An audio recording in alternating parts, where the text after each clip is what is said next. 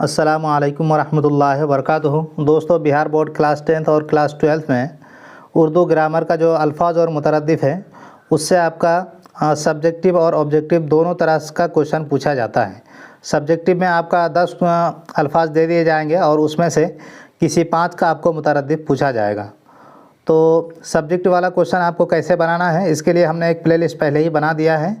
तो उस प्लेलिस्ट का जो लिंक है वो मैंने डिस्क्रिप्शन में डाल दिया है। उस प्लेलिस्ट को देखकर आप जो सब्जेक्टिव क्वेश्चन में आपको कैसे अप्रोच करना है और कैसे आपको अल्फाज और मुतरद्दिफ़ का क्वेश्चन सॉल्व करना है, उस वीडियो से आपको समझ में आ जाएगा। और उस वीडियो को अगर इसको 1-2 बार देख लेते हैं तो 10 क्वेश्चन जो आएगा आपका सब्जेक्टिव का, ये आपका एक भी गलत नहीं होगा। अब बात आती है कि जो आपका 100 क्वेश्चन ऑब्जेक्टिव पूछा जाता है जिसमें से आपको 50 करने होते हैं, उस 50 में भी आपका अल्फाज और मुतरद्दिफ़ से क्वेश्चन आते हैं। तो हम लोगों ने टॉप 100 अल्फाज और मुतरद्दिफ़ के इम्पॉर्टेंट क्वेश्चन लिए हुए हैं। तो इससे पहले हम लोग 2 पार्ट कर चुके हैं, पार्ट 1 और पार्ट 2, जिसमें हम लोगों ने अब तक 40 क्वेश्चन डिस्कस कर चुके हैं। तो आज हमारा ये पार्ट 3 होगा और यहाँ से हम लोग 40 क्वेश्चन से जो आगे के क्वेश्चन है उसको हम लोग डिस्कस करेंगे। तो अगर आपने वो दोनों वीडियो नहीं देखा है तो उस वीडियो का भी लिंक डिस्क्रिप्शन में डाल दिया गया है, आप वहाँ जाकर इन सारे वीडियो को ज़रूर देख लेंगे। तो चलिए हम लोग शुरू करते हैं आज का क्लास। तो वीडियो में आगे बढ़ने से पहले मैं आप सभी लोगों से दरख्वास्त करूंगा कि वीडियो को लाइक और चैनल को सब्सक्राइब जरूर से कर दीजिए, ताकि इसी तरह के इम्पोर्टेंट वीडियोस आपके लिए मैं लाता रहूं और ताकि आपका बिहार बोर्ड क्लास 12th या क्लास 10th में उर्दू में, ख़ास करके उर्दू में आपका जो मार्क्स है कम से कम 90+ होना चाहिए। तब जाकर आपका जो ओवरऑल परसेंटेज है वो 75% से अबव हो सकती है। क्योंकि अगर आप उर्दू में आपका 90+ नहीं आएगा तो बिहार बोर्ड में 75% से ऊपर नंबर लाना थोड़ा सा मुश्किल हो जाएगा। तो इसीलिए आप उर्दू में आपको 90 नंबर लाना ही होगा, तब जाकर आपका ओवरऑल परसेंटेज बढ़ जाए। तो चलिए हम लोग आज का पहला क्वेश्चन देखते हैं। तो आज का पहला क्वेश्चन है हमारा, सवाल का मुतरद्दिफ़ क्या होगा। तो सवाल का मुतरद्दिफ़ क्या होगा, तो पहला ऑप्शन है आपका जवाब, दूसरा ऑप्शन है आपका दरियाफ़्त, तीसरा ऑप्शन है आपका ख़त, चौथा ऑप्शन है आपका लिखना।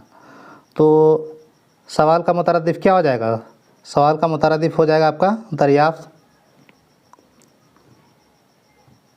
अगला सवाल है, औरत का दूसरा मुतरद्दिफ़ क्या है। तो पहला ऑप्शन है आपका बच्चा, दूसरा ऑप्शन है आपका माँ, तीसरा ऑप्शन है आपका बीवी और चौथा ऑप्शन है आपका जन। तो इसका सही जवाब क्या हो जाएगा, तो इसका सही जवाब हो जाएगा आपका जन। तो आज का तीसरा क्वेश्चन है, सफ़र का एक और मुतरद्दिफ़ क्या है। सफ़र का एक और मुतरद्दिफ़ क्या है, हज़र, दूसरा ऑप्शन है आपका सफ़र, तीसरा ऑप्शन है आपका हरकत और चौथा ऑप्शन है आपका मुसाफ़त। तो इसका सही जवाब हो जाएगा आपका मुसाफ़त। अगला सवाल है, खौफ का दूसरा मुतरद्दिफ़ क्या है। तो ऑप्शन नंबर ए है आपका अमन, ऑप्शन नंबर बी है आपका डर, ऑप्शन नंबर सी है सुकून और ऑप्शन नंबर डी है आपका खुशी। तो ख्वाब का दूसरा मुतरद्दिफ़ क्या हो जाएगा, डर हो जाएगा। तो आप लोग कमेंट सेक्शन में ये बताइए कि आप लोगों को अल्फाज और मुतरद्दिफ़ क्या होता है, ये चीज़ें पता है या फिर नहीं है। क्योंकि अगर आप लोगों को ये चीज़ें नहीं पता होगी कि अल्फाज और मुतरद्दिफ़ क्या है, तो उसके लिए हमने एक प्लेलिस्ट बना रखा है, उसमें हम लोगों ने अच्छे से बताया हुआ है कि अल्फाज और मुतरद्दिफ़ क्या होता है। तो उस प्लेलिस्ट का जो लिंक है वो डिस्क्रिप्शन में डाल दिया गया है। वैसे मैं यहाँ पे अगर 2 शब्द में बताऊँ कि अल्फाज और मुतरद्दिफ़ क्या होता है, सेम मीनिंग का 2 अगर वर्ड है तो वो दोनों एक दूसरे का मुतरद्दिफ़ होगा। तो यानी कोई 2 अल्फाज होगा और उसका जो मीनिंग होगा वो सेम होगा, उसको हम लोग क्या बोलेंगे, मुतरद्दिफ़ बोलेंगे। तो गुलाब का मुतरद्दिफ़ कौन सा होगा, तो पहला ऑप्शन है आपका कांटा, दूसरा ऑप्शन है आपका पौधा, तीसरा ऑप्शन है आपका खुशबू और चौथा ऑप्शन है आपका फूल। तो इसका सही मुतरद्दिफ़ क्या हो जाएगा, तो इसका मुतरद्दिफ़ हो जाएगा आपका फूल। अगला सवाल है, फ़ायदा का मुतरद्दिफ़ क्या है। तो पहला ऑप्शन है आपका नुकसान, दूसरा ऑप्शन है आपका कामयाबी, तीसरा ऑप्शन है आपका नफ़ा और चौथा ऑप्शन है आपका मुश्किल।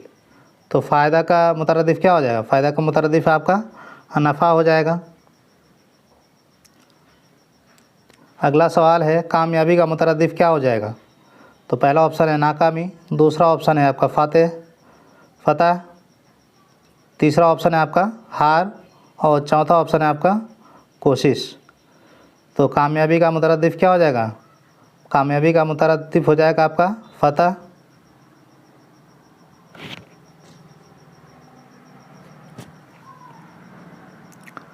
अगला सवाल है कि माफ़ का मुतरद्दिफ क्या है। तो आपका माफ़ का मुतरद्दिफ क्या हो जाएगा। पहला आपका सज़ा है, ऑप्शन बी है आपका बख्शना, तीसरा ऑप्शन है आपका बदला और चौथा ऑप्शन है आपका जुर्म। तो माफ़ का मुतरद्दिफ क्या हो जाएगा आपका बख्शना। माफ़ करना और बख्श देना यानी दोनों अल्फाज का एक ही मीनिंग होता है। तो अगला सवाल है ख्वाब का एक और मुतरद्दिफ क्या होगा। तो पहला ऑप्शन है आपका हकीकत, दूसरा ऑप्शन है आपका ख्याल, तीसरा ऑप्शन है आपका उम्मीद और चौथा ऑप्शन है आपका हरकत। तो ये थोड़ा सा कॉम्प्लिकेटेड क्वेश्चन है, तो आप लोग इस क्वेश्चन का जवाब कमेंट सेक्शन में दें। मैं देखना चाहता हूँ कि किस बच्चों को अल्फाज और मुतरद्दिफ का सही मीनिंग समझ में आता है। तो मेरे बोलने से पहले आप लोग मेरे आंसर बोलने से ही पहले आप लोग इसका जो जवाब है कमेंट सेक्शन में ज़रूर बताएं। तो इसका सही जवाब तो हकीकत तो नहीं होगा, उम्मीद तो नहीं होगा और हरकत भी नहीं होगा। तो इसका क्या हो जाएगा ख्याल। हालांकि कुछ उम्मीदवार बोल सकते हैं या कुछ बच्चे बोल सकते हैं कि इसका जो मुतरद्दिफ है वो उम्मीद भी हो सकता है, क्योंकि ख्वाब में हम लोग क्या देखते हैं, कोई भी रियल चीज़ को ही हम लोग देखते हैं जो कोई रियल चीज़ नहीं होता है। तो ख्वाब देखना और ख्याली पुलाव हम लोग बोलते हैं कि नहीं, ख्याली पुलाव, तो ये सेम ही मीनिंग आता है इसका। तो इसका सही जवाब हो जाएगा आपका ख्याल। अगला सवाल है प्यास का मुतरद्दिफ क्या है। तो पहला ऑप्शन है आपका पानी, दूसरा ऑप्शन है आपका प्यासा, तीसरा ऑप्शन है आपका तशंगी और चौथा ऑप्शन है आपका खाली। तो इसका सही जवाब क्या हो जाएगा। तो इसका सही जवाब हो जाएगा तशंगी। अगला सवाल है अंधेरा का मुतरद्दिफ क्या है। तो पहला ऑप्शन है आपका नूर, दूसरा ऑप्शन है आपका रात और चौथा ऑप्शन है आपका ज़िल्मत और तीसरा ऑप्शन है आपका जुल्मत और चौथा ऑप्शन है आपका साया। अब बहुत सारे बच्चे ऐसे होंगे जो इस बार इस क्वेश्चन को पहले देख रहे होंगे, तो ये तो उनके हिसाब से गलत है। तो इसका सही जवाब हो जाएगा आपका जुल्मत। तो इस क्वेश्चन में बहुत बच्चों को लगेगा कि नूर तो नहीं होगा लेकिन अंधेरा हो सकता है, साया हो सकता है, लेकिन ना तो इसका आंसर रात है और ना ही उसका साया है। और रात का मुतरद्दिफ क्या हो जाएगा। रात और अंधेरा का मीनिंग तो सेम नहीं है, या फिर साया और अंधेरा का मीनिंग तो सेम नहीं है, लेकिन जुल्मत और अंधेरा इन दोनों का जो मीनिंग है वो दोनों सेम है। इसीलिए अंधेरा का जो आपका मुतरद्दिफ हो जाएगा आपका जुल्मत हो जाएगा। अगला सवाल है बारिश का मुतरद्दिफ क्या होगा। तो पहला ऑप्शन है आपका बादल, दूसरा ऑप्शन है आपका मैना, तीसरा ऑप्शन है आपका हवा और चौथा ऑप्शन है आपका तूफ़ान। तो इसका सही जवाब क्या हो जाएगा। बारिश का मुतरद्दिफ आपका हवा तो नहीं होगा, तूफ़ान भी नहीं होगा, तो ये दोनों तो नहीं होगा। अब इन दोनों में आप लोगों को कन्फ्यूज़न हो सकता है कि क्या बादल होगा या फिर आपका मैना होगा। तो इसका आंसर बादल भी नहीं होगा, इसका सही आंसर हो जाएगा आपका मैना, यानी बारिश का आपका मुतरद्दिफ हो जाएगा मैना। आप लोगों ने गाना भी सुना होगा मैना बरसे। तो मैना बरसे का क्या मतलब है। मैना का मतलब बारिश बरसे। अगला अल्फाज है तो अगला सवाल है सच का मुतरद्दिफ क्या होगा। तो पहला ऑप्शन है आपका झूठ, दूसरा ऑप्शन है आपका हकीकत, तीसरा ऑप्शन है आपका फ़रेब और चौथा ऑप्शन है आपका इल्ज़ाम। तो इसका सही जवाब क्या हो जाएगा। और झूठ तो नहीं होगा, फ़रेब भी नहीं होगा। फ़रेब मतलब क्या होता है। फ़रेब मतलब किसी के साथ धोखाधड़ी करना, उसको फ़रेब बोलते हैं। और इल्ज़ाम भी नहीं होगा। तो इसका सही जवाब क्या हो जाएगा। सच का आपका मुतरद्दिफ हो जाएगा हकीकत। अगला सवाल है वक्त का मुतरद्दिफ क्या है। तो वक्त का मुतरद्दिफ पहला ऑप्शन है आपका लम्हा, दूसरा ऑप्शन है आपका मकान, तीसरा ऑप्शन है जगह और चौथा ऑप्शन है आपका हद। तो इसका सही जवाब क्या हो जाएगा? मकान तो नहीं होगा, जगह भी नहीं होगा और हद भी नहीं होगा। तो इसका सही जवाब क्या हो जाएगा?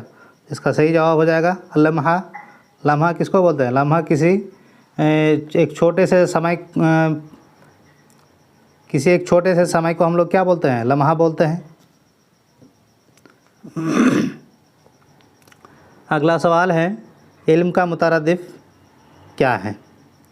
तो पहला ऑप्शन है आपका जहालत, दूसरा ऑप्शन है आपका हिकमत, तीसरा ऑप्शन है आपका किताब और चौथा ऑप्शन है आपका अक्ल। तो इसका सही जवाब क्या हो जाएगा? तो इसका सही जवाब हो जाएगा आपका इल्म का जो मुतरद्दिफ हो जाएगा वो आपका हिकमत, ये इसका सही जवाब हो जाएगा। दोस्त का मुतरद्दिफ क्या होगा? अगला सवाल है, दोस्त का मुतरद्दिफ क्या है? तो पहला ऑप्शन है आपका दुश्मन, दूसरा ऑप्शन है आपका हमदम, तीसरा ऑप्शन है आपका गरीब, चौथा ऑप्शन है आपका साथी। तो इसका दोस्त का मुतरद्दिफ हो जाएगा आपका हमदम। अगला सवाल है, रास्ता का मुतरद्दिफ क्या होगा? तो रास्ता का मुतरद्दिफ क्या हो जाएगा?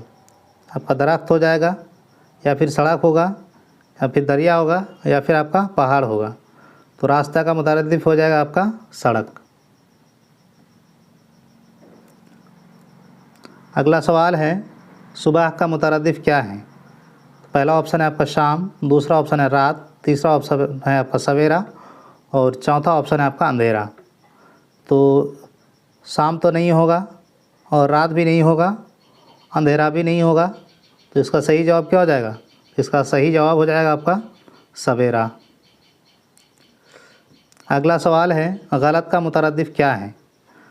तो पहला ऑप्शन है आपका सही, दूसरा ऑप्शन है आपका ख़ता, तीसरा ऑप्शन है आपका काम और चौथा ऑप्शन है आपका हक। तो गलत का मुतरद्दिफ हो जाएगा आपका ख़ता।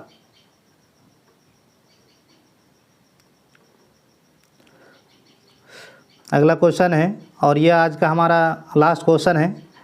तो पहाड़ का मुतरद्दिफ क्या है? तो पहला ऑप्शन है आपका समंदर, दूसरा ऑप्शन है आपका ज़मीन, तीसरा ऑप्शन में आपका कुआं और चौथा ऑप्शन है आपका बादल। तो इसका सही जवाब क्या हो जाएगा? तो इसका सही जवाब हो जाएगा आपका कुआं। कुआं का और पहाड़ इन दोनों का मतलब सेम ही होता है। तो आई होप कि आप लोगों को वीडियो पसंद आया है। अगर वीडियो पसंद आया है तो वीडियो को लाइक और चैनल को सब्सक्राइब जरूर से करें और अपने दोस्तों तक इस वीडियो को शेयर ज़रूर करें। अगर इस PDF को आप लेना चाहते हैं तो हमारे व्हाट्सएप चैनल से जुड़ जाए, आपको ये PDF वहाँ पे मिल जाएगा। तो आई होप कि आप लोगों को वीडियो पसंद आया है तो वीडियो को लाइक और चैनल को सब्सक्राइब जरूर से करें। अस्सलाम वालेकुम व रहमतुल्लाहि व बरकातुहू।